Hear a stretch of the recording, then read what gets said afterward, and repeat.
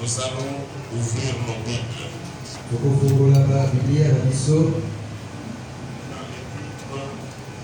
de Paul aux Éphésiens. Nous sommes au chapitre 4. Nous partirons du verset 8 et nous cheminons jusqu'au verset 16. Et nous prendrons aussi 2 Corinthiens chapitre 5.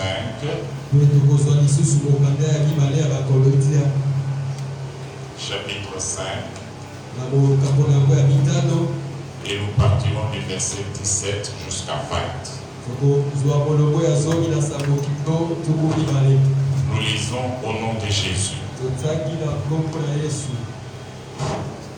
C'est pourquoi il est dit, étant monté en haut, il a emmené les captifs et il a fait des dons aux hommes. Or, que signifie qu'il est monté, sinon qu'il est aussi descendu dans les régions inférieures de la terre?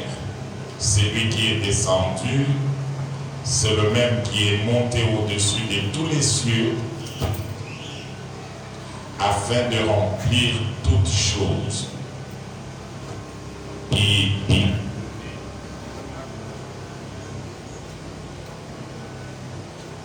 il a donné les uns comme apôtres, les autres prophètes, les autres évangélistes, les autres comme pasteurs et docteurs, pour le perfectionnement de saints en vue de l'œuvre du ministère et de l'édification du corps de Christ, jusqu'à ce que nous soyons tous parvenus à l'unité de la foi et la connaissance du Fils de Dieu, à l'état d'homme fait, à la mesure de la stature parfaite de Christ, afin que nous ne soyons plus des enfants flottants et apportés à tout vent de doctrine par la tromperie des hommes, par leur ruse, dans les moyens de séduction, mais que, confessant la vérité dans la charité, nous croissions à tous égards en celui qui est le chef,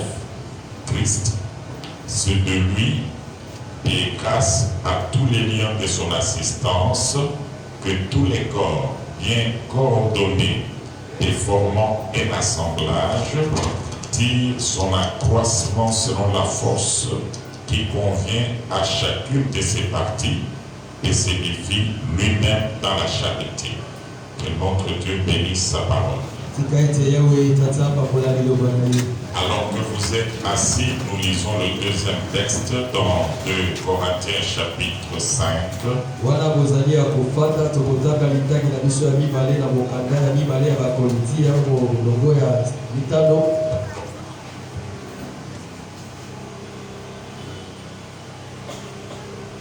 Nous partons du verset 16 jusqu'à 20.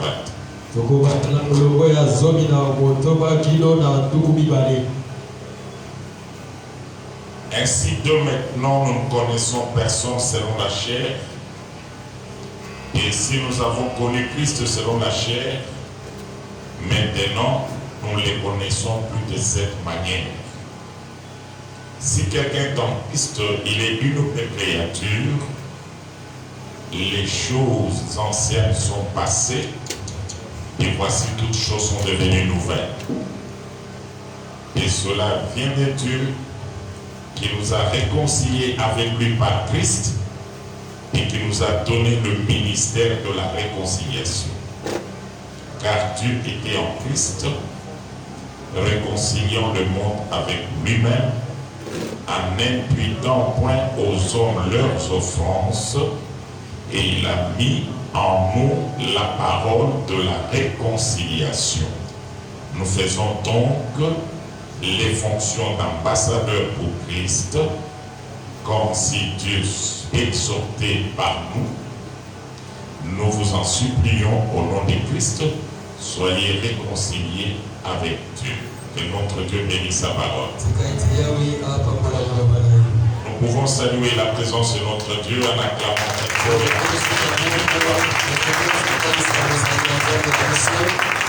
Oui, Seigneur, nous te disons un grand merci parce que tu nous as gardés durant toute la semaine et ce jour, tu nous permets d'être là pour être édifiés autour de ta parole et pour te parler de ce qui trouble nos vies dans la prière. Nous avons besoin du soutien du Saint-Esprit afin que nous puissions atteindre l'objectif de ce culte. Maintenant que nous voulons parler à ton peuple, que nous puissions disparaître, et que toi tu apparaisses dans toute ta puissance, et que la parole qui va sortir de notre bouche édifie ton peuple. Nous condamnons tout ce qui n'est pas de toi, nous le repoussons dans les lieux années au nom de Jésus. Du début jusqu'à la fin, sois le seul maître ici. Nous l'avons demandé avec foi au nom de Jésus. Amen. Amen. Oui, bien-aimés, nous sommes en train de parler de l'église de la mission. Et nous avions démontré au premier point la promesse sur la création de l'église par Jésus-Christ lui-même.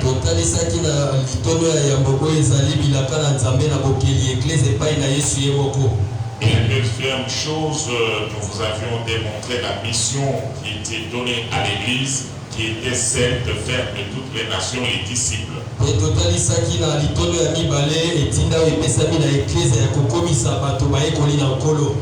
Et au troisième point, nous avions démontré que la mission de l'église a commencé le jour de Pentecôte. Et c'est ce jour-là que les apôtres ont utilisé la grâce qu'ils avaient et que plusieurs ont été sauvés.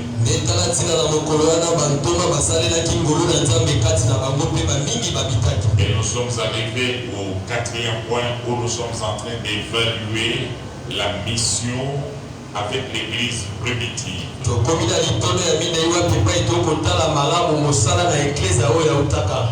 Et nous nous sommes dit que quand l'église s'est mise debout et en train de travailler dans cette mission, nous avions remarqué qu'ils avaient 5 caractéristiques.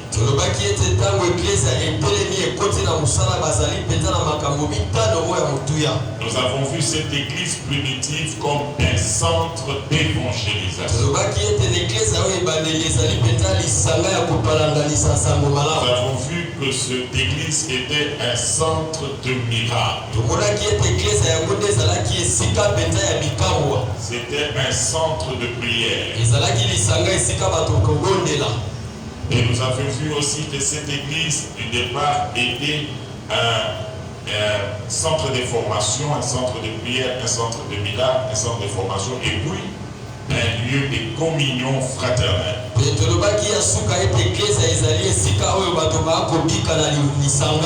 Et aujourd'hui, nous allons mettre l'accent sur l'église, un centre de formation.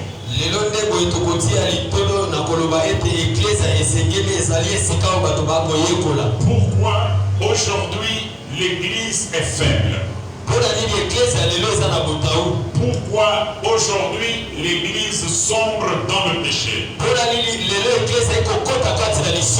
Pourquoi aujourd'hui l'église ne reflète plus cette image qu'avait l'église primitive, un lieu de miracle?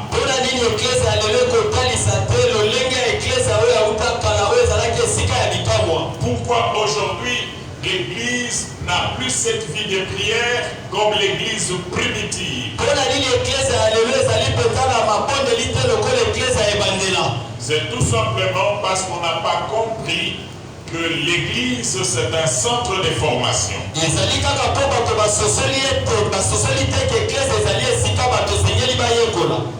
L'église, ce n'est pas le fait d'entrer dans un bâtiment où il y a un prédicateur qui prêche la parole et qui vous bénit et puis vous rentrez chez vous.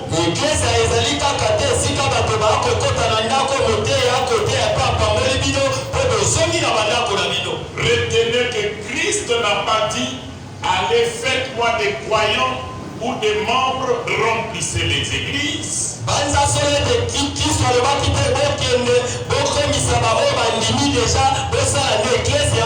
Non, il a dit allez faire de toutes les nations les disciples.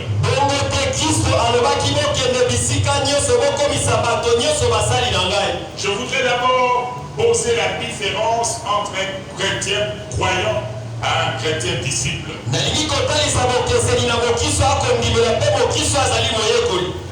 Le croyant, c'est celui qui accepte que ce qui est dit est vrai.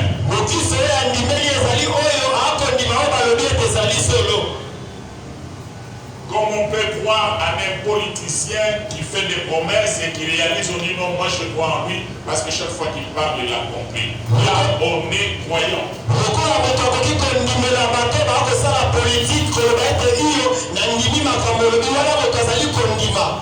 Mais le disciple, il est d'abord un croyant. Il accepte que le maître dit vrai. Non, il dit vrai. Et il ne se limite pas là. Il se fait élève, c'est-à-dire imitateur de ce que le maître enseigne.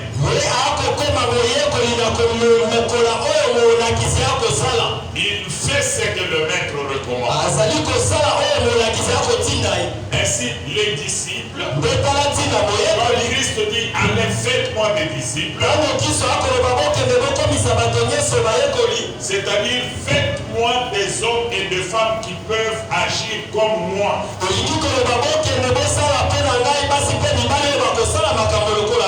Si nous sommes là aujourd'hui, pour Christ, il considère que nous sommes venus à l'église parce que nous sommes ses disciples.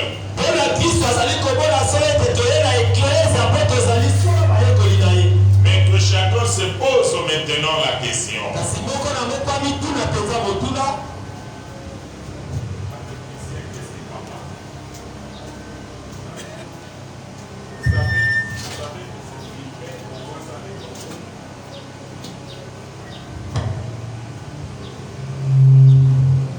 Alors j'étais en train de dire que le disciple,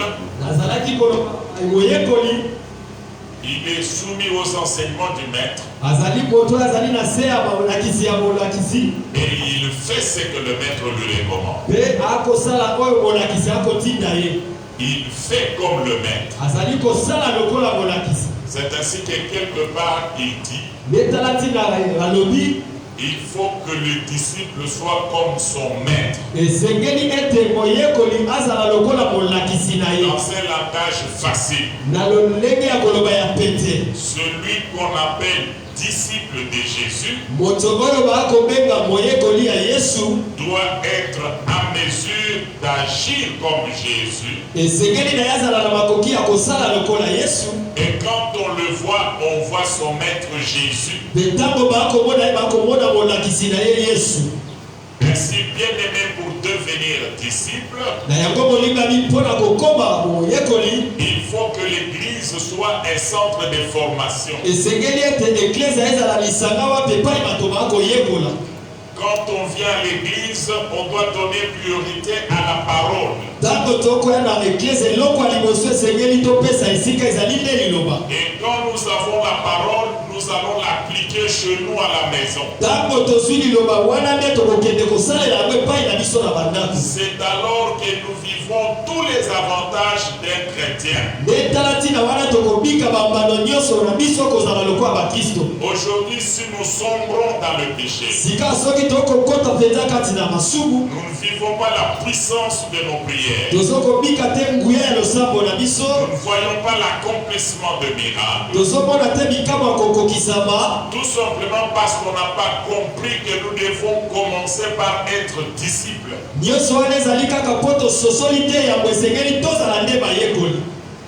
Suivez maintenant. Paul dit aux Corinthiens, Jésus, nous n'avons pas besoin de le connaître dans la chair. C'est-à-dire, nous n'avons pas besoin de retenir son histoire par cœur. Il est né à Nazareth, il était à Capernaum, il a guéri l'enfant de celui-ci ou de celui-là.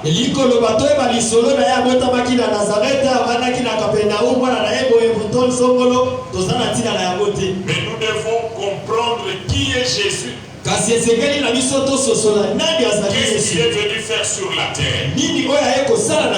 Et là, quand nous l'acceptons en nous, devenons de nouvelles créatures. Cette foi en lui impacte positivement notre vie. Il va impacter notre vie. Il change notre vie. Et nous prenons ses couleurs. Nous reflétons sa personne. Et à la fin, il dit, il a mis en nous la parole de la réconciliation au verset 19.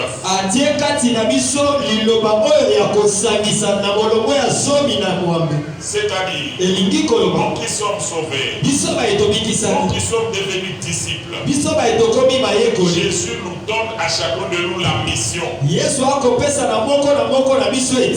d'aller chercher ceux qui sont perdus afin qu'ils se réconcilient avec Christ.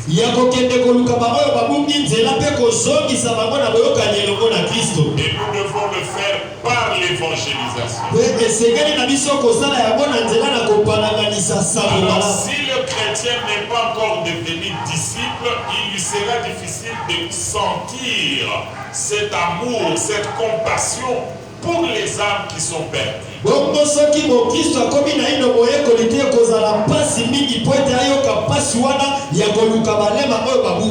Si jusqu'aujourd'hui tu ne sens pas la compassion des âmes, tu n'as pas le goût d'aller évangéliser. Quand les autres vivent dans le péché, ça ne te dit rien. Parce que tu n'es pas encore devenu disciple. Et ça, c'est notre travail. Nous, l'Église, nous, les pasteurs, nous, les serviteurs, nous devons rendre d'abord nos églises des centres de formation.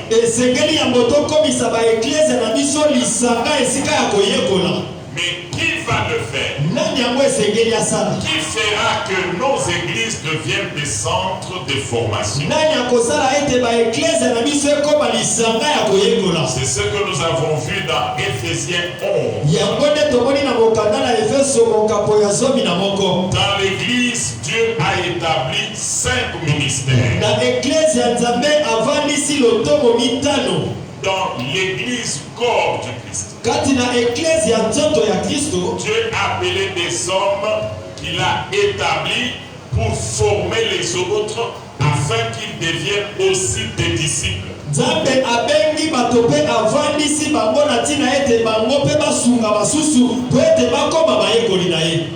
Et ce sont ces 5 ministères-là qui doivent jouer le rôle de formateur.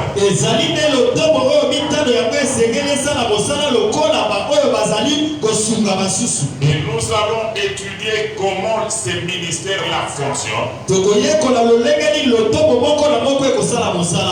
Et comment ils se complètent. Et les fruits que chacun de ministère doit produire. Pour que l'Église forme les disciples, il faut qu'il y ait des ministres de Dieu. Il y a une différence entre serviteurs de Dieu et ministres de Dieu.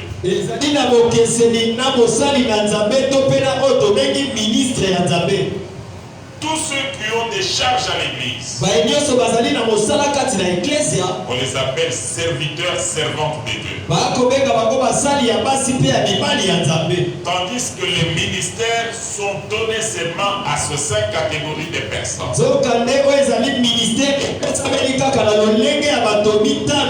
Eux, ils chapeautent l'église corps du Christ. Ils ne fonctionnent pas seulement dans une église locale, mais ils fonctionnent dans l'église corps du Christ.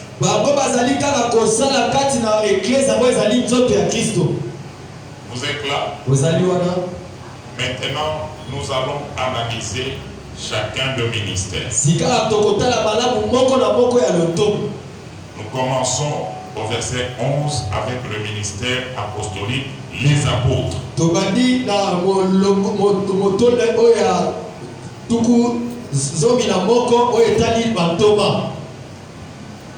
Je venais de vous dire, et ce sont eux qui vont former les disciples. C'est le verset 12. Pour le perfectionnement de saints. Non. Pour le perfectionnement de saints en vue de l'œuvre du ministère.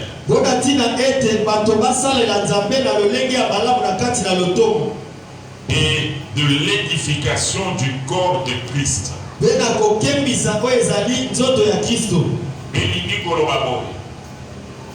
Ministère mitam. Oyo Paul a commis par Éphésiens. Bango ba kosala lotomo na bango na église corps du Christ. Bazali limité na bâtiment de l'église locale mon côté. Et si quelqu'un so bango ba kozala musala na nzambe. Tandis que serviteur tout court, il est azali limité soit dans l'assemblée na bango, soit dans la communauté na bango. Kasi banganga nzambe oyo babeni ministre de Dieu bango nde mutu bazali kobongisa kotelia koforme baninga po basalela nzambe bango nde esengeli baforme bandimi po basalela nzambe. Les saints ministères travaillent pour le perfectionnement de saints en vue de l'œuvre du ministère. C'est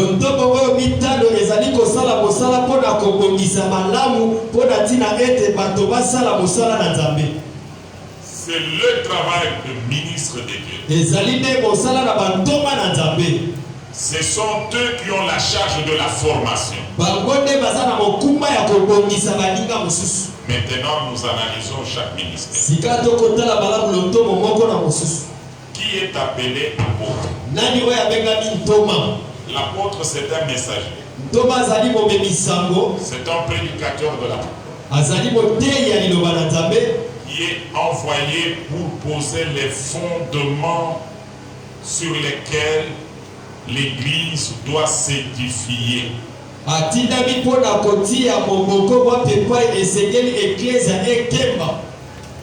Apôtre azali moto ozamba beni atindi ye esika église nanu ebandi te ateya liloba na nzambe pe atia moboko esika wapi eklezia ekofandela. Moboko wana nde babengi yango doctrine. Azo poser fondement. Esika wapi eklezia ntango ekobotama ntango bato bakoya bayeba te oyo ezali eklezia ekeseli na ONG, ekeseli na ASBEL. Oyo ezali eklezia esengeli efanda na moboko ya mateya ya ba apôtre pe mateya ya ba prophète. Jésus-Christ étant la pierre angulaire. Éphésiens chapitre 2. Verset 20.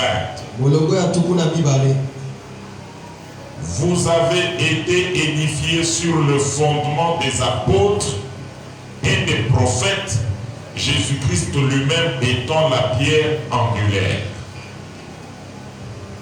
Prophète, plutôt apôtre, azali mutu oyo nzambe abengi apesi boyebi ya doctrine ya Yesu malamu yende mutu akote ya fondement epai wapi ba oyo nyonso bakoya kosala na nzambe batongela. Yende mutu azali lokola gardien ya doctrine ya Yesu Est-ce que vous me suivez? Amen. Et nous complétons cela avec 1 Corinthiens chapitre 3. 1 Corinthiens chapitre 3.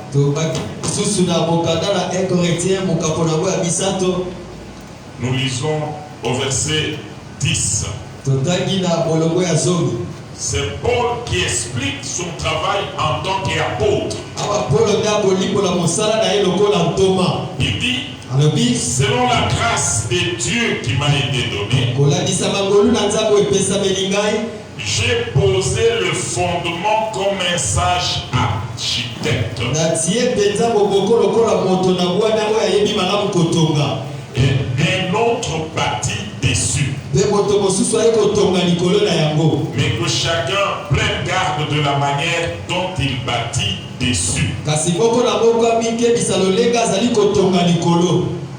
Et ce fondement, c'est quoi? Le verset 11. Car personne ne peut poser un autre fondement que celui qui a été posé, savoir Jésus-Christ.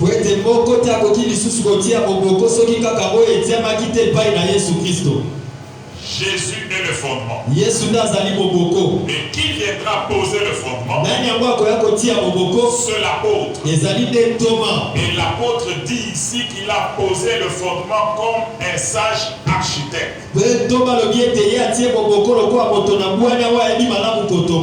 Donc, pour une bonne compréhension, nous devons considérer que l'apôtre, c'est la main de Dieu.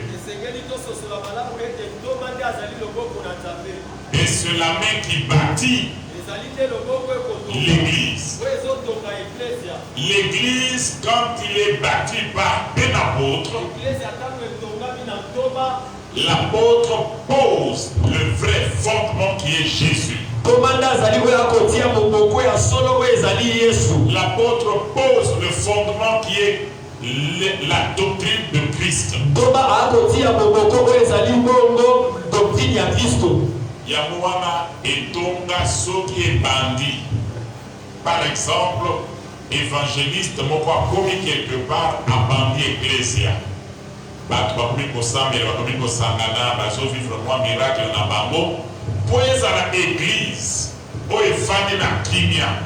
Où est pour vivre le peuple Nazam et le peuple l'église primitive, il faut Bantoma Baïra, bâti à fondement, na bongo Bessaleno sur Padaposale Makuna, et fanda l'icolo ya doctrine ya Yesu, Wanade et pour résister contre les fausses doctrines, Wanade et pour résister contre ma connaissance, Oyo Batubabia, Bokotisa Mitu ya Bandini, particulièrement la tabo ya Souka, où il peut la bango na volonté à ça. Mais c'est pour la banda. Alors, bisoba tei ya linoba nanza. Et c'est que toyeba que bandimio bazali koya. Soki totiki baboka kana niveau ya likolo ba fami na doctrine te ba kokende musika te. Église, vous êtes là? Amen. Mais pas là. Soki lelo tozali ko vivre bisala sala na ba église parce que mutudo so alimika ka fongo l'église, parce que mutudo so kanisa qu'il a quelque chose, mais pour l'église de fanda il faut le boko na nzambe de kawana et le boko na nzambe wana babeli ya monani hein wa côté ya mama ba munyoso balani na ko ba munyoso ba kala kana ko munyoso vérifier ce qu'on a na ya côté te ba munyoso ba kota yo tala ka e pa. Acclame le Seigneur. Nasongeli Ecclesia ya Nzambe oezala oyo Nzambe azali koluka. Oyo alobaki que je bâtirai mon église et les forces de l'enfer ne prévaudront pas contre elle. Oyo alobaki que molili ekolonga yango te, il faut efanda likolo ya libanda. Pe po efanda na likolo ya libanda, il faut batonga yango likolo na Yesu. Nani akwa boya pona kotonga oyo azali loboko na Nzambe, azali apôtre, azali Thomas. Thomas, Mosala na ezali veiller sur la doctrine, des fondements de Mosala na ye. Yango wana bien aimé dans le Seigneur, dans le ministère apostolique, que nous considérons comme la main de Dieu, il y a 3 activités importantes qui relèvent de la compétence de l'apôtre. Premièrement, il est considéré comme celui qui engendre, en d'autres termes, le Père spirituel. Comme le Père de l'Église. Et quel est son travail en tant que Père? 1 Corinthiens chapitre 4, verset 15. Car quand vous aurez 2000 mètres en Christ, vous n'avez cependant pas plusieurs pères, puisque c'est moi qui vous ai engendré en Jésus-Christ par l'évangile. Amen. Dans mon Thomas à Kobanda Ecclesia, akozalaka kayemoko azali côté ya te, akozala na ba collaborateur, akozala na ba ministre mususu o bakoya côté ya liloba, bazali kotonga likolo ya fondement oye atie. Bango nyonso bakobenga bango des maîtres bateyi dans la foi, mais bango nyonso bakobenga bango tata te. Est-ce que vous êtes là? Tata azali mobandisi, tata azali moboti, tandis que tango ye asi aboti mosala na Nzambe ebandi, akozala kaka ye moko te moto akosala mosala wana po ete bato babika, bato bakola na makambo na Nzambe. Esengeli azala entouré na bateyi ya ndenge na ndenge oyo Biblia ebengi plusieurs maîtres. Kasi ba plusieurs maîtres nyonso wana bakosala mosala en respectant le fondement qui a été posé par l'apôtre qui est la main de Dieu. Est-ce que vous avez compris? Amen. Ça c'est la première activité. Deuxième activité, c'est lui l'autorité dans l'église. Le pouvoir, l'autorité dans l'église, afin que l'église reste dans l'unité.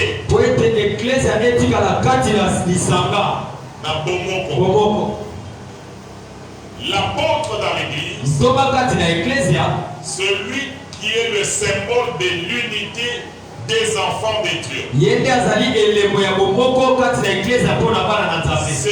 les églises locales peuvent se retrouver éparpillées. Si c'est le même apôtre qui gère ces églises-là, son travail se veiller à ce que la doctrine soit respectée.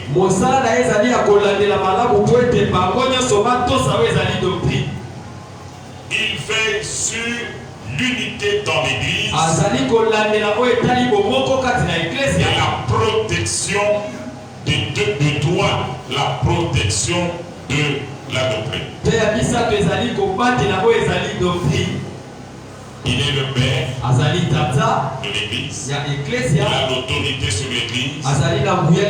Cette autorité lui permet de conserver l'unité. Et il est celui qui veille sur la doctrine, le protecteur de la doctrine. Nous pouvons lire dans 1 Corinthiens chapitre 4. 1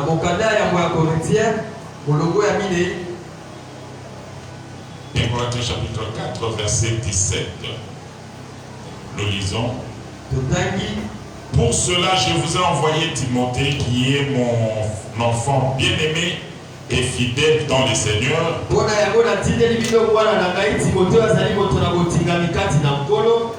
Mon fils bien-aimé, il vous rappellera quelles sont mes voies en Christ? Et quelle est la manière dont j'enseigne partout dans toutes les églises? Il a l'autorité dans toutes ces églises-là. Et il veut que le même enseignement soit dans toutes les églises. Parce que ça, c'est la doctrine. Amen. L'église, vous êtes là? L'église est un centre de formation. On doit former les disciples. Les disciples doivent faire comme Christ. Et qui vont former les autres? Ce sont les 5 ministères. C'est ce que nous sommes en train de voir. Si dans l'église, on n'a pas atteint ce niveau-là, on n'a pas encore commencé à servir Dieu. Si vous n'avez pas encore compris que le ministère est là pour nous former, que nous aussi nous puissions nous mettre debout pour servir Dieu,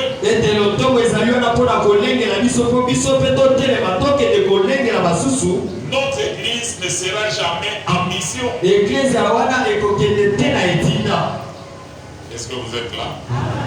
Nous venons de voir le premier ministère. L'apôtre, c'est la main de Dieu. C'est l'architecte. C'est lui qui donne le fondement. Il est le père de l'église. Il a l'autorité pour gérer. Et il doit protéger la doctrine. Deuxième ministère. Rentrons dans Éphésiens 4. Nous allons parler des prophètes. Ici, ce n'est pas le prophète qui voit des visions. Ici, ce n'est pas le prophète dont. Ici, c'est le prophète ministre. Un homme. Et qu'est-ce qui caractérise le travail du ministère du prophète?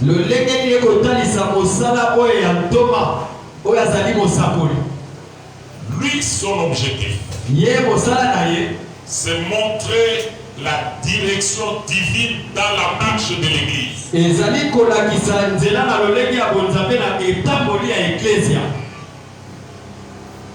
Montrer la direction divine. Quand l'église marche, quand l'église fonctionne, il arrive des fois que l'église connaisse des dérapages,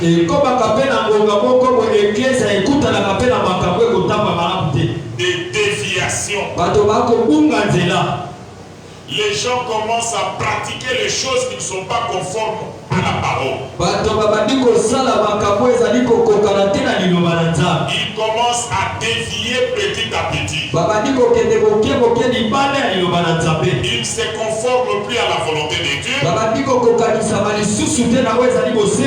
Et comme les églises sont déjà des structures qui sont stables, les gens ont des bâtiments, ils ont des fidèles derrière eux, c'est facilement qu'ils peuvent entraîner les gens en dehors de la volonté de Dieu.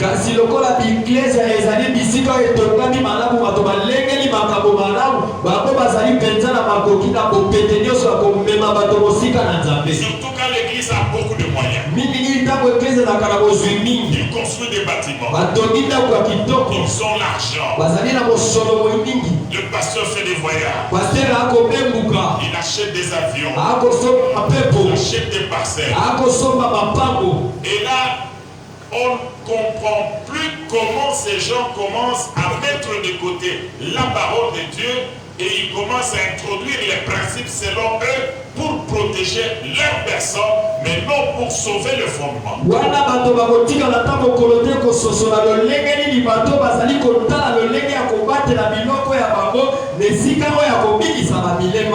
C'est pourquoi nous avons besoin de prophètes ministres. C'est lui à qui Dieu dira, mon église a dévié. Je ne suis plus avec eux. ont sorti dans ma vision. L'église du temps de la fin a besoin de ministres prophètes. Que nous considérons comme ceux qui donnent la direction divine. Ça, c'est la première chose. La deuxième chose, ils sont là pour corriger ce qui n'est pas correct. Et troisièmement, ils sont là pour avertir l'église par rapport au châtiment que Dieu va envoyer si on ne se répand pas.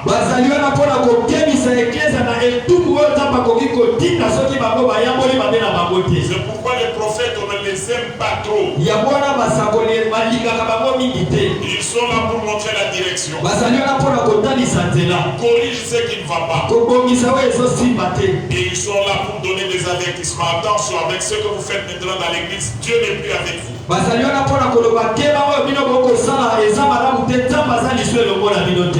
Ainsi, pour une compréhension facile, le prophète est comme l'œil de Dieu dans l'église. Il observe la marche. Dieu lui parle. Et cette église n'est plus avec moi. Il observe la conduite de l'église. Dieu envoie la correction. Il observe la marche de l'église. Et Dieu donne des avertissements. Quel est l'objectif de tout ça? Amener l'église à la sanctification. Amen. Alors, si dans l'église, on n'a pas cette grâce, on n'a pas des enseignants de la parole appelés, de prédicateurs de la parole appelés prophètes, l'église va sombrer. Voilà les caractéristiques de leur message. Et ils ne parlent pas de la vie des gens où tu as fait manger du pain, où ton oncle te en fout, tu as des problèmes dans la maison. Non.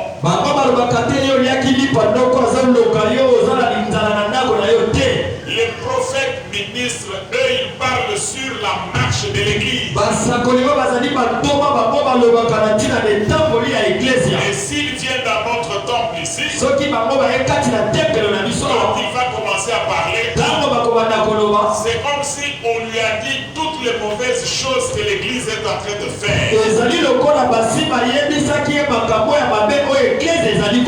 C'est comme si on lui a déjà dit pour parler sur toutes les déviations de l'église. Et il vient pour donner des avertissements. C'est l'œil de Dieu. Il contrôle pour voir la manière que nous fonctionnons. Il connaît les fondements qui ont été posés. Et il regarde pour voir si nous fonctionnons selon les normes. C'est pourquoi Paul a dit, j'ai posé le fondement comme un bon architecte. Mais que chacun tire attention de la manière qu'il est en train de bâtir dessus. Le prophète, l'œil de l'église. Il regarde la marche de l'église. Ce sont eux qui doivent s'élever pour dire l'église a dévié dans telle ou telle chose.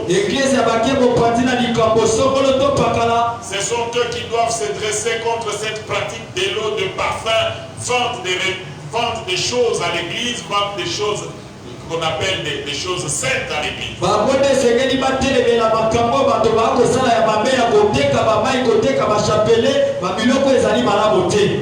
Il n'y a que les prophètes, ministres, l'œil de Dieu qui va donner l'orientation, qui va dire Dieu veut que vous puissiez marcher comme ça. Quand il y a déjà des mauvaises choses, il vient condamner ces choses-là. Et quand Dieu veut frapper, il dit faites attention avec ce que vous faites. Voilà, le jugement de Dieu va tomber sur vous.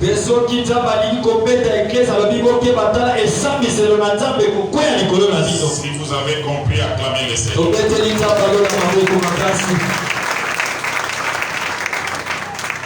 passons au troisième ministère. Les évangélistes. L'église doit avoir des évangélistes. Ce sont les prédicateurs de l'évangile. Et leur message est basé sur la proclamation de l'œuvre de la croix.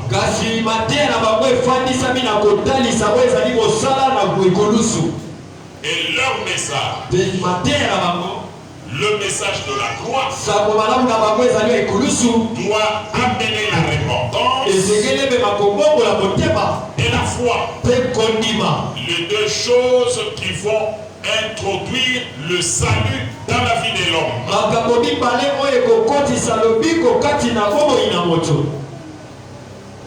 Nous devons avoir des hommes qui ont ce feu dans leur cœur de parler aux autres de Jésus, de parler de l'œuvre de la croix, afin que le monde se convertisse, qu'ils aient la foi et que cela entraîne le salut dans leur vie. Et ils ne restent pas dans les temps. Et ils vont marcher. C'est pourquoi nous considérons les évangélistes comme les pieds de l'église.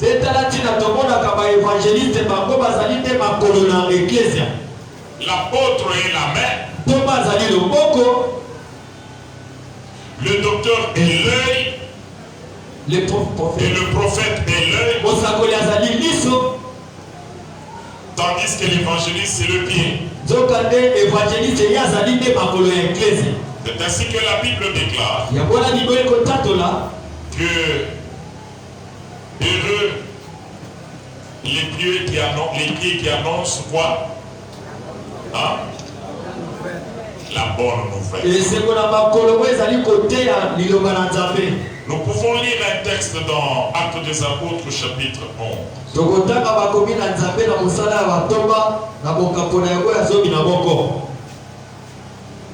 Nous allons lire le verset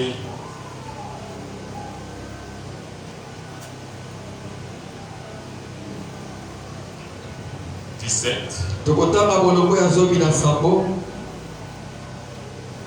jusqu'à 19.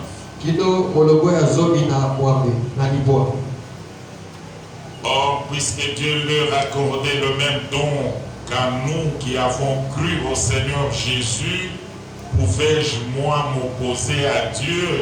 Après avoir entendu cela, ils se calmèrent et ils glorifièrent Dieu en disant: Dieu a donc accordé la repentance aussi aux païens afin qu'ils aient la vie. Ceux qui avaient été dispersés par la persécution survenue à l'occasion d'Étienne allèrent jusqu'en Phénicie, dans l'île de Chypre et à Antioche, annonçant la parole seulement aux Juifs. Il y eut cependant parmi eux quelques hommes de Chypre qui, étant venus à Antioche, s'adressèrent aussi aux Grecs et leur annoncèrent la bonne nouvelle du Seigneur Jésus-Christ. 21. La main du Seigneur était avec eux et un grand nombre de personnes crurent et se convertirent au Seigneur. Amen. Les évangélistes ne restent pas dans les quatre murs. Ils doivent aller prêcher la parole. On ne les pousse pas. Le feu brûle dans leur cœur. Ils vont partager l'évangile avec eux. Ils ont la compassion des âmes. Quand ils voient les autres mourir dans le péché, ça les peine, ça les chagrine. Nous devons prier pour que Dieu suscite des évangélistes. Et ils ont une particularité. Leur particularité, c'est que ils seront toujours accompagnés par des miracles.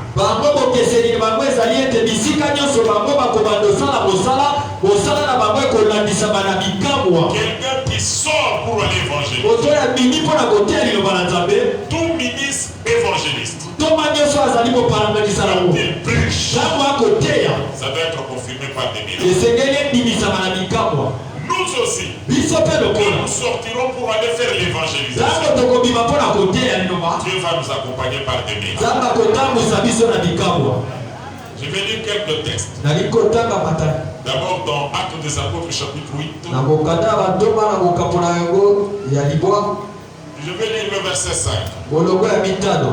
Philippe étant descendu dans la ville de Samarie, il prêcha le Christ. Verset 6. Les foules tout entières étaient attentives à ce que disait Philippe. Lorsqu'ils apprirent et virent les miracles qu'il faisait, car les esprits impurs sortirent de plusieurs démoniaques en poussant des grands cris, et beaucoup de paralytiques et de boiteux furent guéris. Il y eut une grande joie dans cette ville. Amen. Bon, quand vous décidez d'aller apporter le nom de Jésus là où il n'est pas connu, par amour pour ces gens-là, Dieu va vous accompagner par de signes et de miracles. L'église gisait. Si nous voulons voir les miracles, nous devons avoir parmi nous des ministres de Dieu, évangélistes, qui considérons les pieds de l'église, qui vont prêcher le message de la gloire, pour amener la foi, pour amener la repentance, et quelles choses vont donner le salut. Et chaque fois que les gens sont sauvés et compris pour eux, il y aura des miracles. Amen. Les évangélistes, les pieds de l'église. Nous rentrons pour voir quatrième ministère. Toujours Ephésiens 4.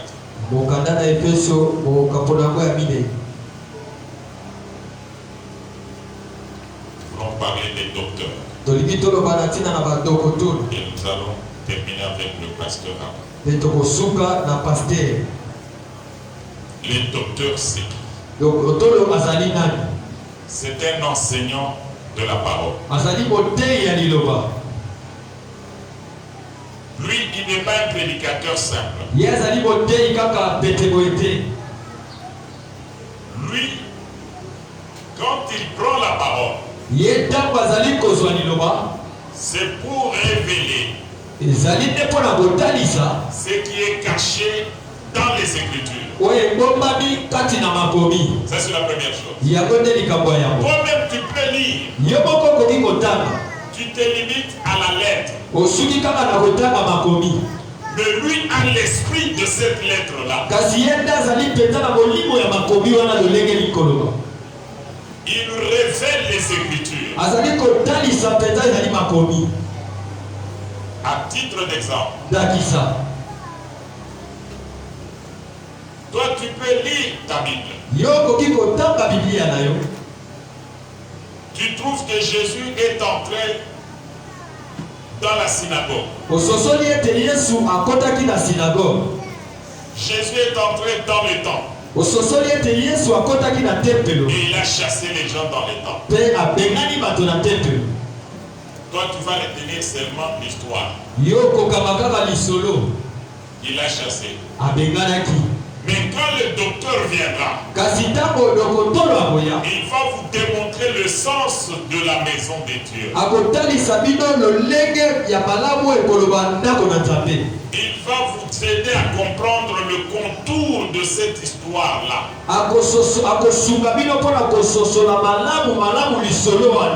Et il va aller loin pour ressortir le message spirituel qui est caché dans le verset.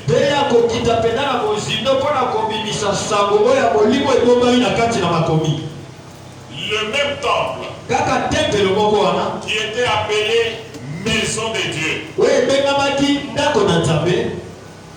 L'enseignant, quand il vient, il explique que ce ne sera pas seulement la maison de Dieu, mais ça sera les maisons de prière.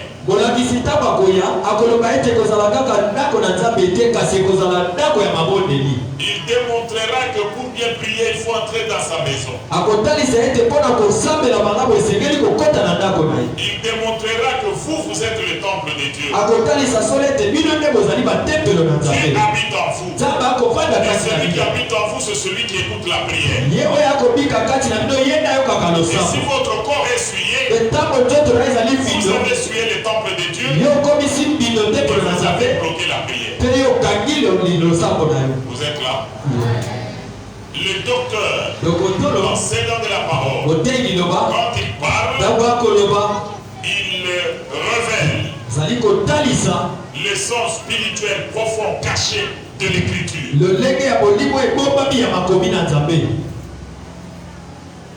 Quand tu liras la Bible, toi tu verras seulement que Abraham est allé avec son fils Isaac pour l'offrir.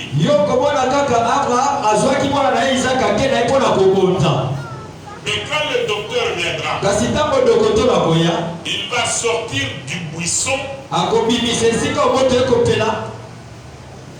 de la brousse, le bélier rédempteur.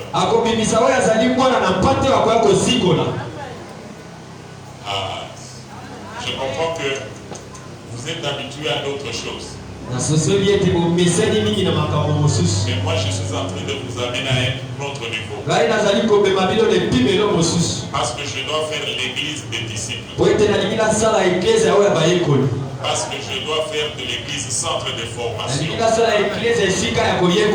C'est de ce qu'on peut donner à maman et à Gisèle, au côté pour dribbler et demander à l'autre solution à Molongo. Moi, il faut maintenant former le disciple. Donc, disciple, il faut aller parce que l'objectif ni.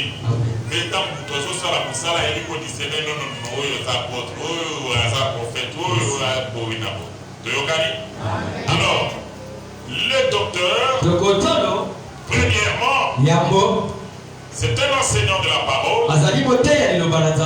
Il dévoile le sens spirituel des Écritures.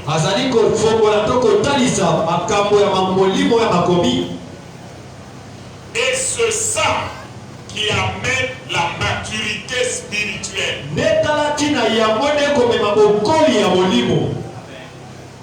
Et une église qui ne reçoit pas les enseignements, une église où les docteurs, les enseignants de la parole prennent du temps pour enseigner,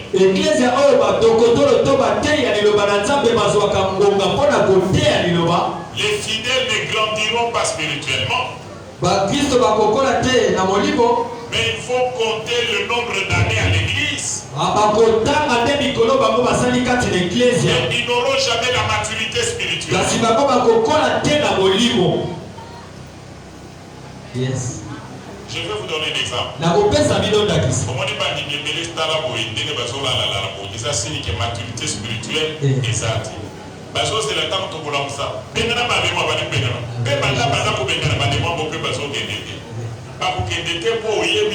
Vous avez la parole, vous avez la connaissance. Combat spirituel, ça la connaissance et la parole.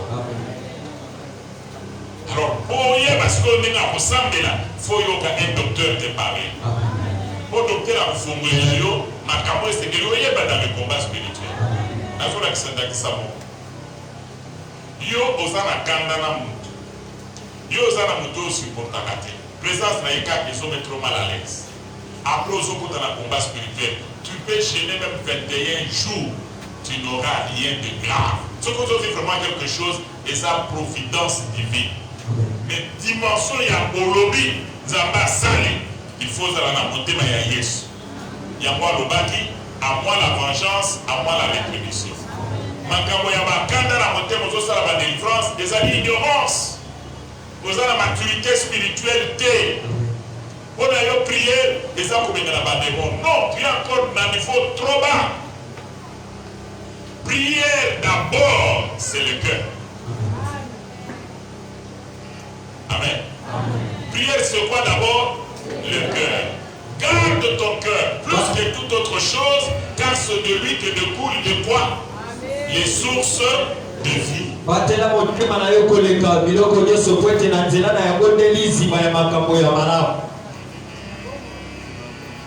les docteurs parlent, beaucoup de gens sont dans la distraction. Quand on donne des enseignements, les gens trouvent cela ennuyeux.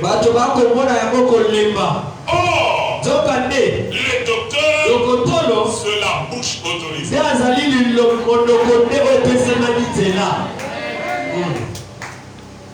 Ils visent quoi? En enseignant la parole, il doit mener la maturité spirituelle. Quand tu découvres les choses qui sont cachées dans les Écritures, spirituellement tu montes. Yes. Amen. Amen.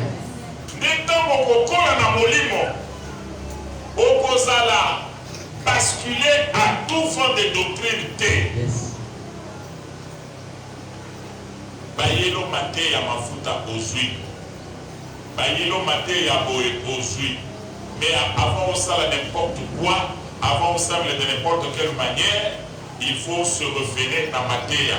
Oyo nganga zambe, oyo biangami, docteur, enseignant de la parole, azali koteya, au objectif na ezali Abibiselayo, révélation ezali kat na écriture, ya bibale, révélation et de maillot na maturité spirituelle. Beaucoup de chrétiens ne grandissent pas spirituellement, ils sont incapables de chasser un petit démon parce qu'ils prient beaucoup, mais pas de connaissances. Si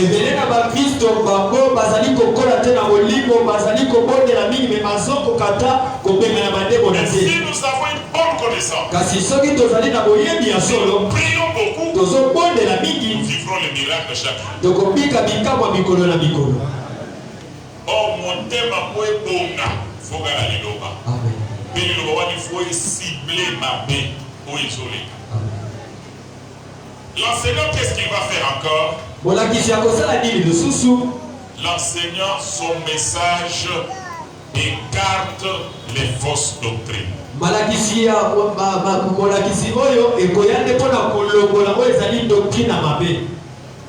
Tite chapitre 1er.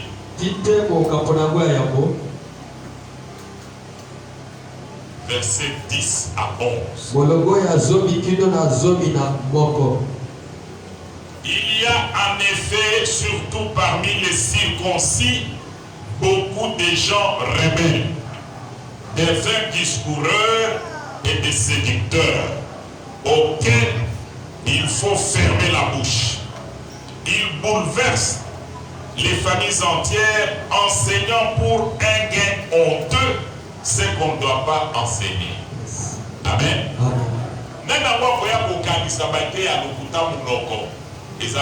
Docteur. Parce que le docteur a pris pour le bagage de Oeza Mabe, mais en beaucoup de la commis a démontré Yango. Amen. Nazozoa Mukanga Moko na Psaume 119.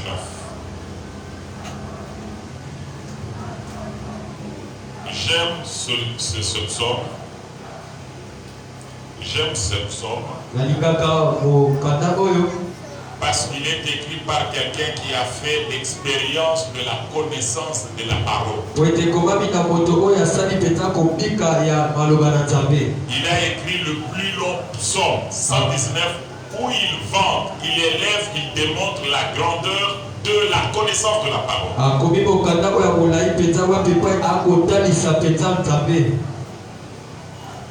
La profondeur de la parole. 97. jusqu'à 100. Combien j'aime ta loi. Elle est tous les jours l'objet de ma méditation. Tes commandements me rendent plus sage que mes ennemis. Alléluia. Osana bambuna, mais pose à la sage. Pour envoyer comment te comporter il faut avoir la parole.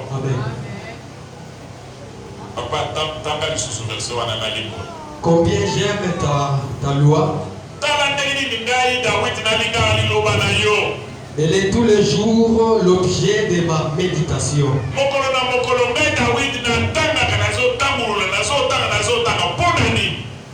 Des commandements me rendent plus sage que mes ennemis.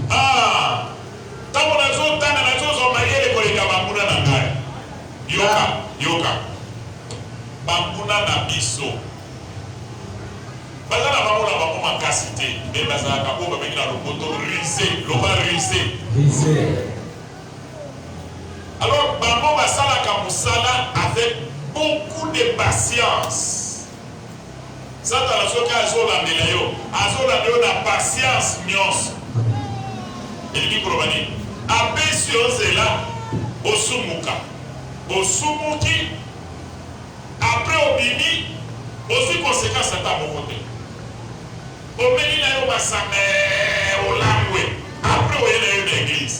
Mais entre temps on sala misala na yo maison de décani boso. Wana bamuna bazolo voilà. Yo il faut me la kaka. Okina yo na kindumba, osali kindumba après oyena l'église. Tant mususu oleki la chela wa oyembi, otei ni na zote ya boyebi. Zokane na zaki katina hotel na mwasi.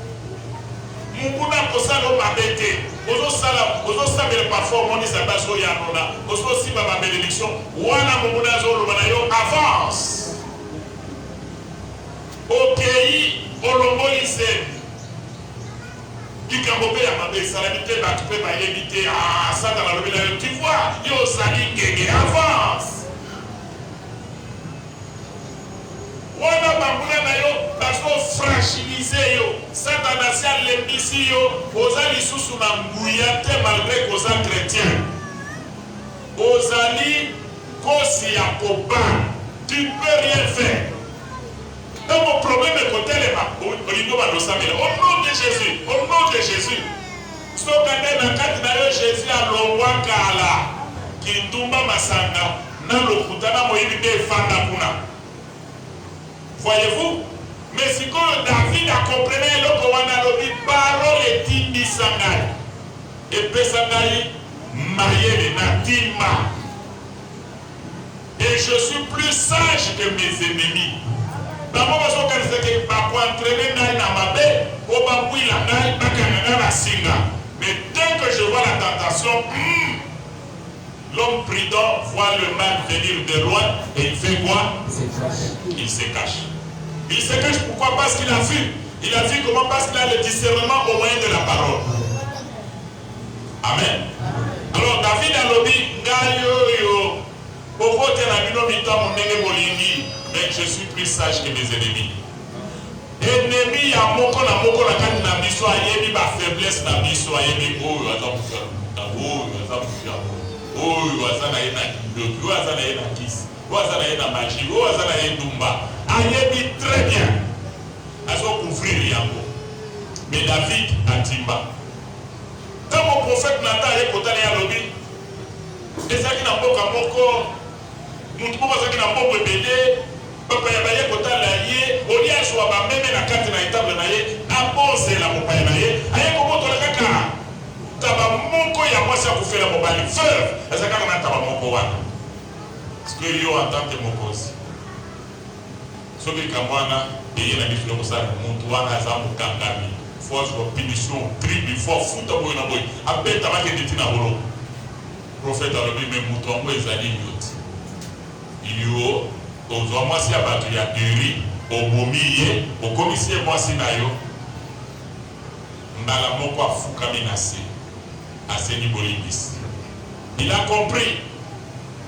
Et ceux qui na santete awa, na obomba, le mapé, o nazo kosala oyo, o exposé nga. Oye bien bon.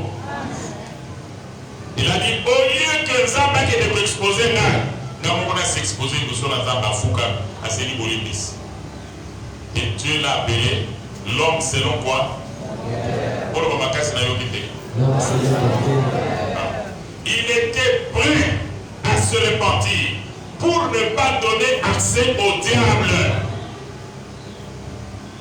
Chaque fois où nous avons mené vie, il y a ma paix, nous avons s'enfoncer. David a connu le roi. Je me disais dans ma sécurité, je ne chancellerai jamais. Alors, David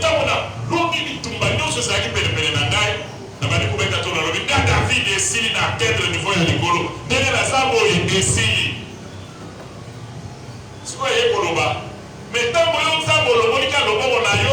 je suis tombé plus bas. Ça me boutique en Haïti. Allez pour comprendre que David, ceux qui n'ont quelque chose, c'est par la grâce. Ceux qui n'ont rien, c'est par la grâce. Ceux qui n'ont rien, c'est par la grâce. Ceux qui n'ont pas c'est par la grâce. Ceux qui n'ont pas c'est par la grâce. Ce n'est pas un mérite. Pour le Bakenari, il y a dit pour ça, il n'y a pas de nation maîtrisée ma vie. Rien. David, quand il a cessé de penser que j'ai tout par la grâce, ça m'a lâché. Il a été humilié. Il a été humilié. Zamba Lubaka na ye makambo yo sali moi c'est plus bas pour soyer. Na bisu ya batunyo sur grand soleil. Asala ki ya basu moi sinaye. Na mwana na ye. Soni andenge wa bana na ye ba pembele na kokoza ba ndukipa. Bano bambe babando yo za ro ba koza mo kositale ye ndumba akobi lo kigabo. Mais Kota Kendak, il ne s'est pas vengé. Parce que c'est Dieu qui lui a permis de faire ça. Il s'est repenti. Il a été plus sage que ses ennemis. Et où tu as pris ta parole? Amen. Il y a un monsieur qui a l'église où elle est là pour y parole. Parole n'est qu'on rendre plus sage. Et vous savez, à l'année à l'obligation, c'est le temps pour vous tout bien dans la démon. Pas de mots dans la beauté. Mais si tu as la parole, tu sais ce qu'il faut faire. Pas pour aller au boulot là-bas. Zonga la 19. Il dit, ils me rendent plus sage que mes ennemis. Car je les ai toujours avec moi. Ah, nous avons toujours la parole.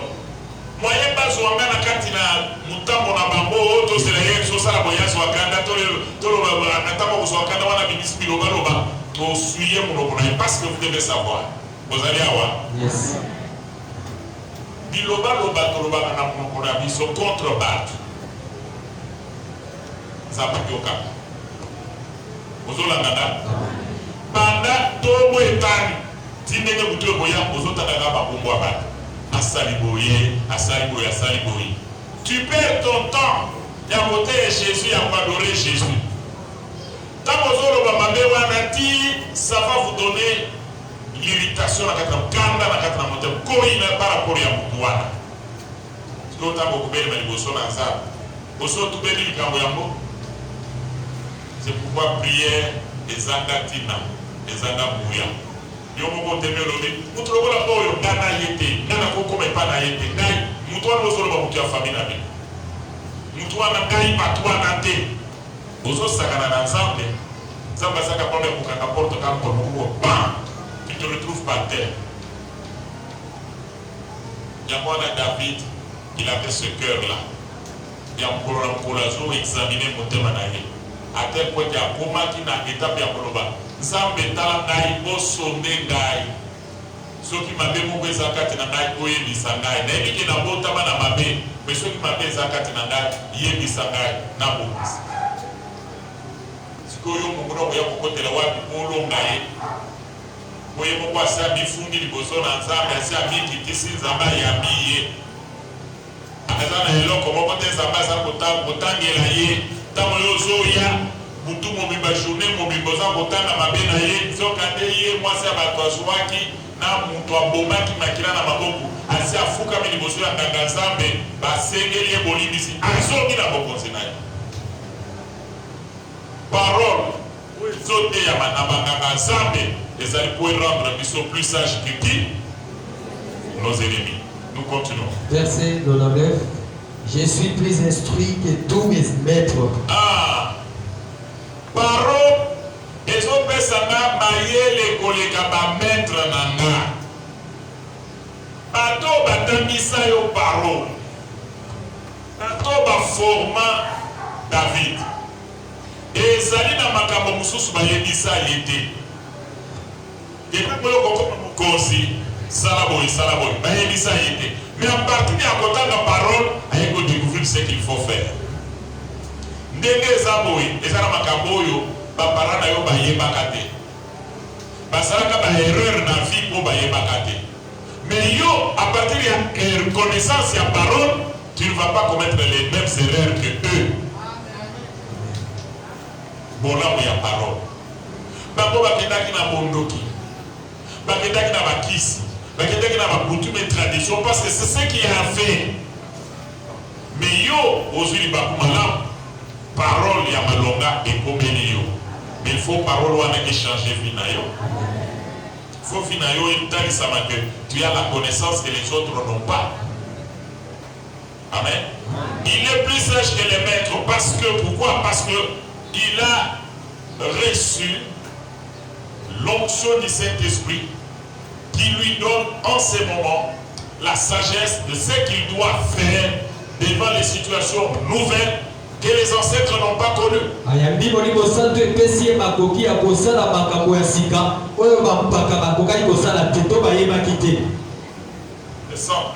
Verset 100, il dit, j'ai plus d'intelligence que les vieillards. Au cause à la vieillard, au lieu de connaissance la parole pour yo, au cause à la vieillard, mais aux autres vivre dans la bosoto. Maintenant, à cause à la moine, parole de Dieu, et la sagesse, comment me comporter dans quatre nabatou, dans Moussala, dans l'église, je suis plus sage que les vieillards. Alors écoutez maintenant. Les docteurs sont la bouche de Dieu. Ils apportent la profondeur des Écritures. Ils révèlent la profondeur des Écritures. Le sens spirituel des Écritures. La vérité cachée dans les Écritures. Et de deux, cette connaissance apporte la maturité spirituelle. Et quelqu'un qui a grandi spirituellement reçoit facilement les faveurs de Dieu. Et qu'est-ce que les docteurs font aussi? Ils s'écartent des fausses doctrines. Pendant ces temps de la fin, il y aura beaucoup de prédicateurs qui vont prêcher des faussetés. Mais nous avons besoin de docteurs qui peuvent recadrer ces gens.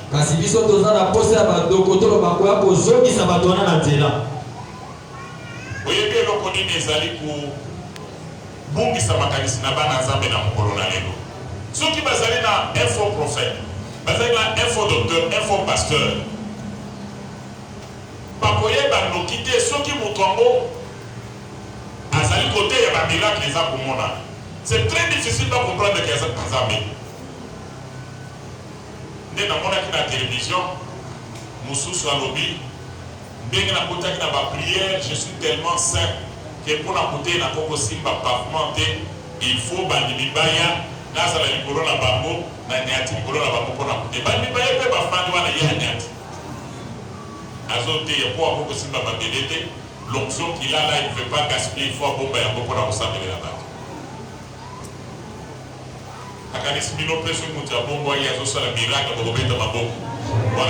Cet homme-là, il a le feu, le pasteur Richard n'a rien.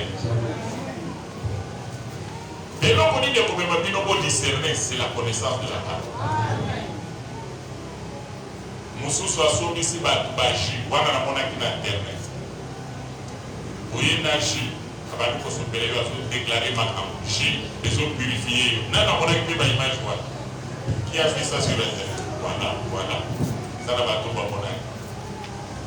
Pasteur, mais tu t'en as plein. L'église est tournée à un pasteur vraiment bouillant. Nous soyez, ma maman, nous avons la signature, nous avons samé la bande de moins pour diminuer belé. Vous avez un sous-vêtement à Binonios. Ma maman, elle va sous-vêtement passer la chose. Alors, en tout cas, pendant ça, même pour la mission d'Amini, vous êtes nombreux. Ah! Vous soyez, il faut la soukola bino. Peu pour soukola wana kama ba maman, papa, papa, soukola kama. Pour la ligne, ignorance de la parole. L'église a besoin des enseignants. Les enseignants qui doivent mettre à nu les fausses doctrines et les condamner. L'église ezali na posa na batei, batei o bakoya ko bimisa na pole babe pe na kotele na yango. Dernier ministère. Ah, le ndomo ya suka. C'est le pasteur. Ezali pasteur. Le pasteur, lui, c'est l'oreille de Dieu. Lui, son travail, c'est écouter les cris des troupeaux. Pasteur a oublié son tolarité. Pasteur a oublié son maladie. Pasteur a oublié nangai. Oh, masi nangai, bana nangai, bisara nangai. Wanande, bidé nangai. Mais pour les lawana, c'est que Aza en danger. Pour les lawana, c'est que Ayoki Zala. Pour les lawana, c'est que Aza n'a pas ça dans mal. C'est quelqu'un qui doit être là pour le troupeau. Disposé. D'entendre. Oui, puis, tout ça, il pour exposer les Camerounais, ils peuvent vous exposer pendant 1 heure du temps. Il y a Zorobaka. Parce que il faut yoga. Mais dans ce que vous regardez, il était pour la besoin de ces nombres. Vous voyez qu'il y a l'autre côté. À vos bandes de la dégue, vous avez en 1900. À Kéi, na bandoto à Mona, en 1980. Quand vous avez dit Sindoto, à Yegoleka, na Mitumba Babundaki. Nous sommes sur le pasteur à l'obé. Chance, tant que moi, je suis à la fois dans la Gawana, aïe na l'opa, on a 6 billets na King, on a pas billets na si. Ce que vous avez dit, le pasteur. Moi, je vais vous dire que vous avez dit au Salimé. Vous évitez que vous ayez oxydation dans le quartier, vous avez dit que vous avez dit bon. Ce que tant que vous avez dit, le solo, à ce que vous avez dit, abani pour décrire, na bilamba, oh, maman, wana babundaki na yalata ki na se. Si vous pouvez faire le pasteur, pasteur il faut gaga ayo. Si vous avez un côté de à vos papa, avant de expliquer pour ça la bonté, pour ça la bonté, pour ça la bonté. Le pasteur est celui qui est là pour entendre les cris de troupeau. Les besoins des enfants de Dieu. Et les besoins spirituels. Et les besoins physiques, charnels. Et chercher ce qu'il faut donner comme solution. C'est le travail le plus difficile. Surtout si vous avez plusieurs membres. L'église, vous êtes là. Mais voilà ce qui se passe. C'est le travail le plus difficile. Et c'est le travail le plus négligé par les fidèles. Et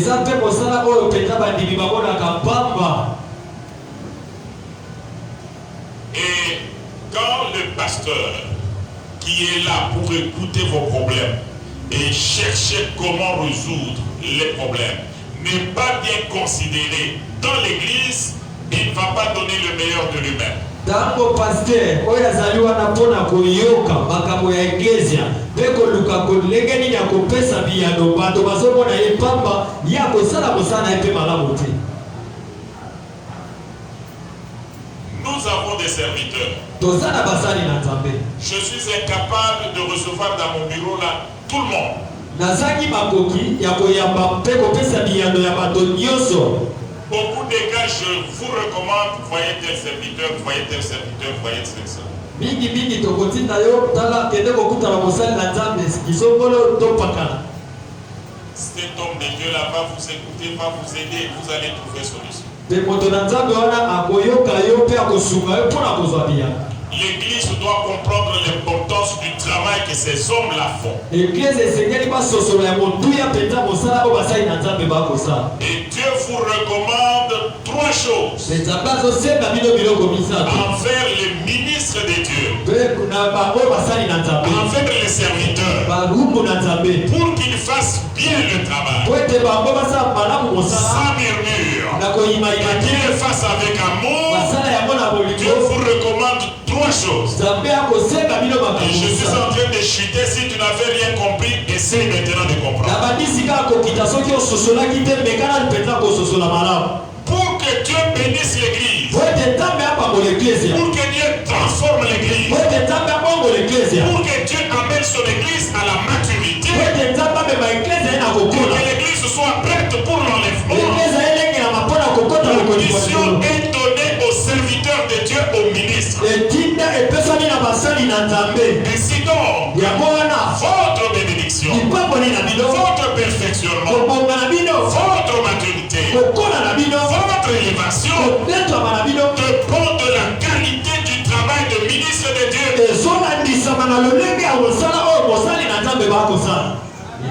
Ainsi donc, vous avez l'obligation de prier. Vous demandez quoi? Seigneur, suscite beaucoup de ministres parmi nous. Deux, ceux que tu nous as donnés comme ministres, donne-leur les capacités spirituelles nécessaires pour qu'ils soient utiles. Donne à notre pasteur, donne aux serviteurs, accorde-leur les capacités, accorde-leur, donne-leur, afin que spirituellement, ils soient debout pour nous. Qu'est-ce que nous savons de la bonne abisso? Vous savez que les pasteurs n'ont pas kaukate, bâti, bakaukate, parce qu'on a toujours un barbaïa, pour Marbawana de Bolam Nabino. Marbawana de Kokori Sabino, Marbawana de Kosala de Kose Belisanza. Vous devez prier pour que Dieu envoie des hommes.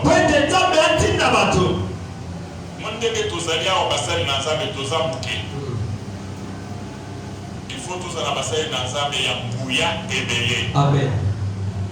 Bao bazana bateau ya boye, bao bazana bateau ya boye, mais bao nous soit la bazana. Amen. Bon ami. Amen. La deuxième chose,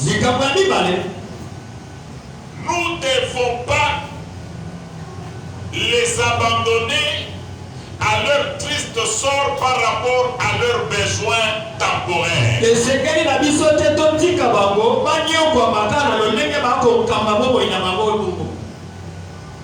Dans la vie de ce monde, c'est donc qu'ils ont besoin, c'est nous qui devons l'apporter.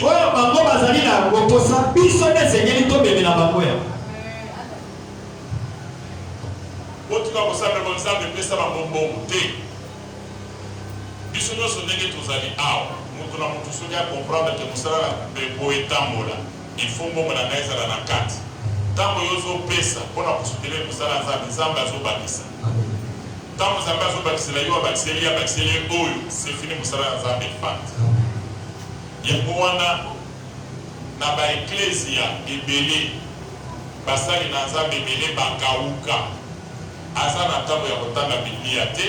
Parce que lui-même est dépassé par les problèmes. Azoé Banega Koufouté la Makoute, Azoé Banega Koufouté la Banakite, Azoé Banega chemise à Kolandate, Namakoloza à Sapato à Malondate, mais ça obligé d'attaquer la Bible pour y apporter. À Manakomituna, n'a que tout est battu prospérité, mais pas pour tout le monde. Yo sort Bakaka Nabiso, yo mon compagnie nous a côté. Prospérité, il y a pour ça les Nazam et les Arabes, Bandiminaye. Bako baso ça la force, il y a pasteur, il y a bas serviteur qui les a bandis. Mais au moment de bandit, ils peuvent donner plus. Ce qu'on sait après de fois, il y a batteur, baptiste. Mais pour soutenir un homme de Dieu, pour l'envoyer sa dîme naïe à opérer sa tiazoloba, sans oyo, même ceux qui n'ont pas cité problème exact. Mais tu as tué le pasteur, tu as tué les serviteurs de Dieu. Comment tu seras béni? Comment l'église va vibrer? Comment l'église va grandir? Basali, Nanzambe, Soki, Bazali, Nandambo Nabiso, Délibézali Koloba, ne néglige pas le lévite qui est dans tes murs. Ceux qui m'ont sali Nanzambe, Azakati Nabino, Azozanda Lipa, vous êtes sous la malédiction. Ceux qui m'ont sali Nanzambe, Azakati Nabino, Azana chemise, Yamalongate, Nanzoto, vous allez sous la malédiction. Pourquoi?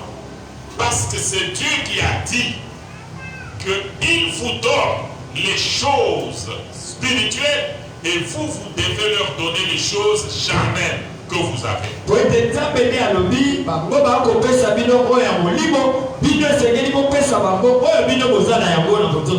pas besoin de venir faire des appels de fonds. Mais vous devez comprendre. C'est comme ces gens nous nourrissent de la parole de Dieu. C'est un trésor qui nous donne. En revanche, nous devons les soutenir.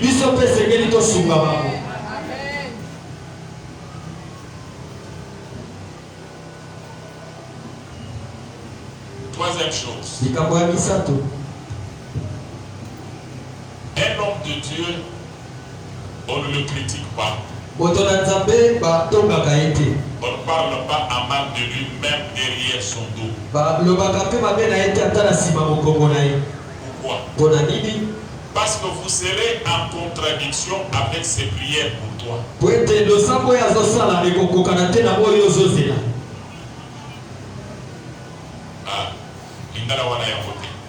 Vous serez en contradiction avec la prière qu'il est en train de faire pour toi. Le sambonaye et que ça la matin à ndenge yo zosenga. Oyo o telemeli zokande ye akopambola yo na esike te lipamboli na ye e kitala kati na bomo na ye zo kitala kola malédiction. Pe ba exemple eza ebele na kati na Biblia. Ndeko ya Moïse afanisi bato azoloba kwa nini ko makaka ye biso yo nzamba azolobela biso pe tozaba prophète nzamba alobela biso entraîné partout dans la rébellion. Zamba a frappé Myriam, a frappé de quoi? De quoi? Lèpre. Côté à Bachel, il y a une histoire à côté. Ma maman vous voyez. A frappé de quoi? De Moïse de la lèpre. Pelikambo Myriam Azaki. Côté le Méliango, Moïse Zaki a solo. Moïse a ketaki kozwa. Moi si mon pagan. Oyo Zamba Pixaki pas. Zokade Antoine Yakozaki, c'est Dieu qui l'avait envoyé là-bas. Yamwana Mosali na Nzambe, il faut ça la keba na ndenge ya kovivre na ye. Pambate, il a fuka maka. Apambola kayo. Pour des âmes sala na ye. Kolomsusu na poti mabonde linga barananga tozo sami. Alors après série à ma prière les acquis pour le belé parce que courage balobi papa mais toi tu nous avais dit que on entre en prière nous allons prier pour notre famille mais comment maintenant tu commences à donner les sujets tous les sujets là c'est seulement la communauté je leur ai dit c'est difficile mes enfants que je puisse m'agenouiller prier seulement pour moi parce que j'ai un fardeau de toute la communauté souffrez que quand je prie avec vous que vous sachiez que je ne suis pas seulement votre père, je suis le pasteur de la communauté GCR.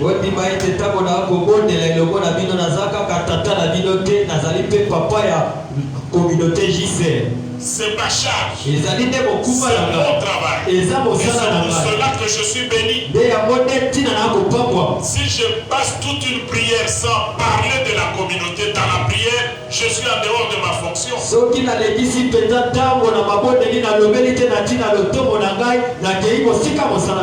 Mais kanisa sikoyo tumususu na kati ya JCR a télé quelque part wana azo critiquer pasteur Richard. Mais automatiquement tu es sous la malédiction. Amen. Parce que nana sina sambela ki pona yo na butu, na tomo na sambeli pona yo.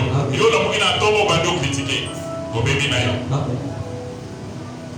Il faut jamais entrer en conflit avec les hommes de Dieu que vous avez.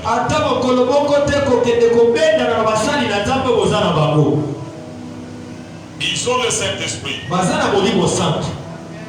Ils ont des structures dans lesquelles ils se retrouvent pour résoudre leurs problèmes. Et ils ne peuvent pas le faire en votre présence. Vous limitez-vous à marcher dans la sanctification pour votre bénédiction. N'entrez pas dans les conflits des hommes de Dieu.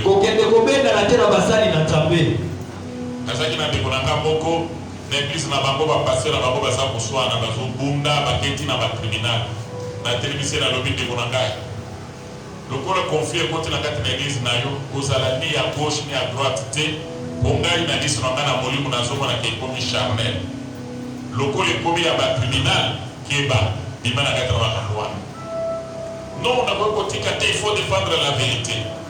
Mais Souka Yako a raison parce qu'il a failli y laisser sa peau. Et il dit que le bâtiment comme un melon à l'ivoire. Yangoana Ecclesia ezali ensemble. Des fois le biso tozana mweze ya kosambela. Des fois le biso tozana mweze ya kosoutenir basali nazam. Mais tokota na conflit na bangote.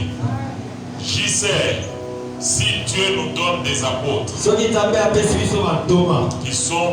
qui sont les mains de Dieu. JCR, si Dieu nous donne des docteurs, ils sont la bouche de Dieu. JCR, si Dieu nous donne les prophètes, qui sont l'œil de Dieu. JCR, si Dieu nous donne des évangélistes, ils sont les pieds de Dieu. Et Dieu va utiliser pour aller donner le salut. JCR, si Dieu nous donne des pasteurs, ils sont l'oreille de Dieu. Pour nous écouter, nous serons bénis. Et pour y arriver, il faut prier, demander cela à Dieu. C'est ce que Jésus a dit. La moisson est grande, la moisson est abondante. Priez au maître du champ. Il envoie des serviteurs dans son champ. Prions pour que les hommes de Dieu reçoivent la grâce et la puissance de Dieu et qu'ils puissent nous conduire dans la vérité. Nous devons les soutenir. Ne cherchons pas à entrer en conflit avec eux. Tout passera. La parole de Dieu ne passera pas.